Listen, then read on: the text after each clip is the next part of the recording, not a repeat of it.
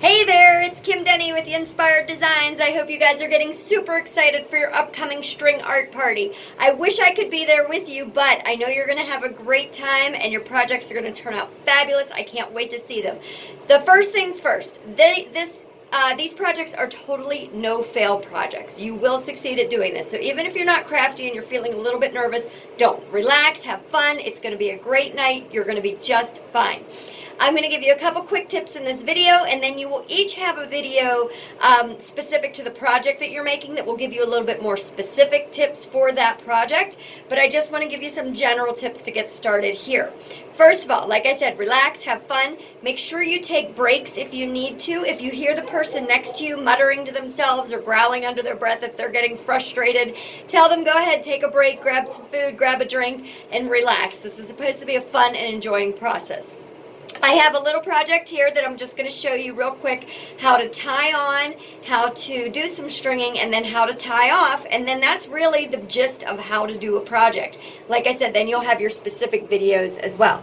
So you can see here I already completed this first section, and these hanging strings won't be a problem. We'll trim those off at the end after we put a little bit of super glue on them.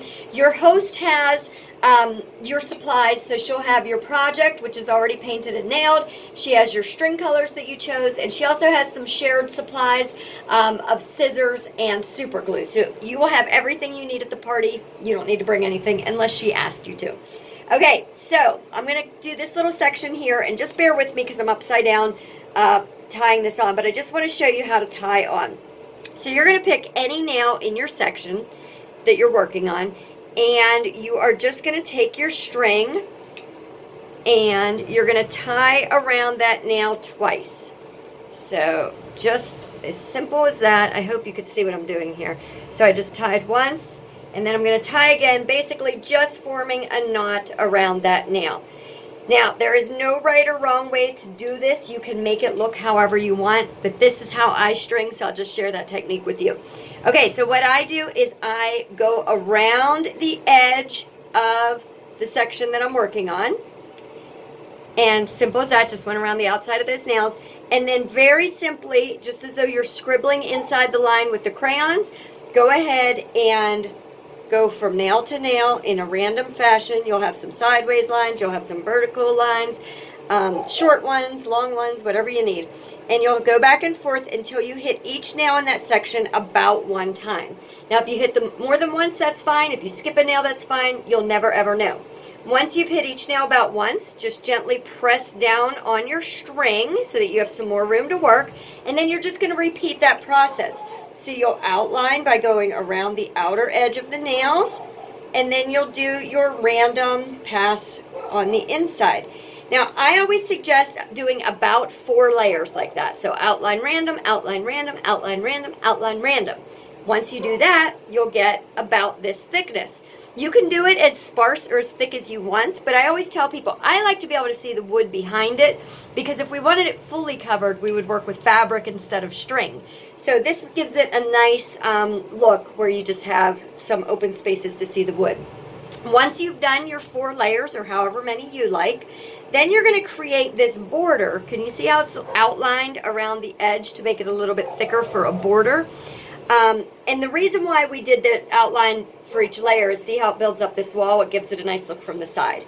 Okay, so now to do the border, super simple. You're going to take your string and you're going to wrap around 2 nails twice, and then you're going to go and wrap around the next 2 nails twice, and then the next 2 nails, and the next 2 nails, and you'll just keep making your way all the way around. So it gives it that nice outlined finished look. Once you get, let's say I did that all the way around, once you get to the end, my biggest tip for you, make sure you listen to this one, cut your tails nice and long. Don't leave the string super short, because you will never be able to tie it, and that frustrates the heck out of people. So leave your tail nice and long, and then you have a choice. If you're back on the same nail where your initial tail was, you could just tie those 2 strings together, tie them twice so they're in a knot.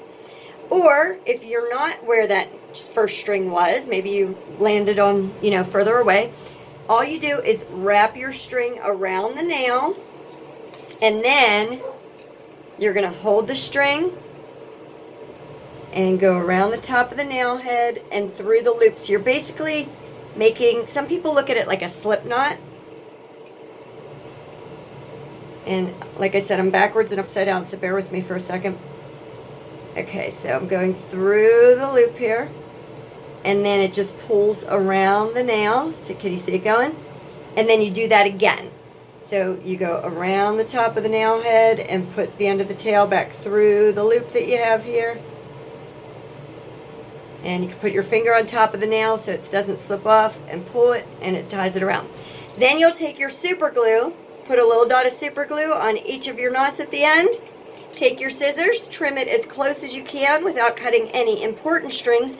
But don't worry, if you do cut an important string, just go ahead and grab your super glue and make it stable. And there you go. And that's how it is. So here are a couple more tips for you. I hope that you will have fun with this. Make sure you watch your video for your specific project. If you happen to have a loose nail, put a little dot of super glue at the bottom of it and hold it in place and let it set up. If you have any questions, the best place to find me is on my Facebook page, which is Yinspired. You can just direct message me right through that page. I almost always have my phone in my hands when parties are going on, so I'll be able to answer you back. Make sure you take pictures at the end. Snap a picture of your project and share it with me on the Facebook page. Take a group picture of all of you holding your projects up, or take pictures throughout the night as you're working on them. I love to see pictures, so feel free to share those. Oh, make sure if you loved this experience and you had a great time, don't not only tell all of your friends, but if you wouldn't mind leaving a review on my Etsy page and my Facebook page, that really helps me out a lot, and I super appreciate that. Keep in mind that if you love this, you can order anytime. You don't have to wait for a party, but if you'd like to have one, I'd be happy to set you up with one. But you can order to have an individual kit sent to you for you to do at home. I will also be happy to string projects for you. So if you like the idea of this, but you hated the execution of it, I'm happy to string it for you and send it your way. And I'm also happy to do custom projects. So if you don't see something on my Facebook page or my Etsy, and you would like to see if I can create something for you, feel free to reach out and ask.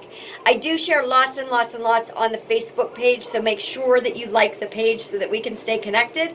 I hope you all have a great time at your party, and I can't wait to see those pictures of your finished projects. Have fun. Bye-bye.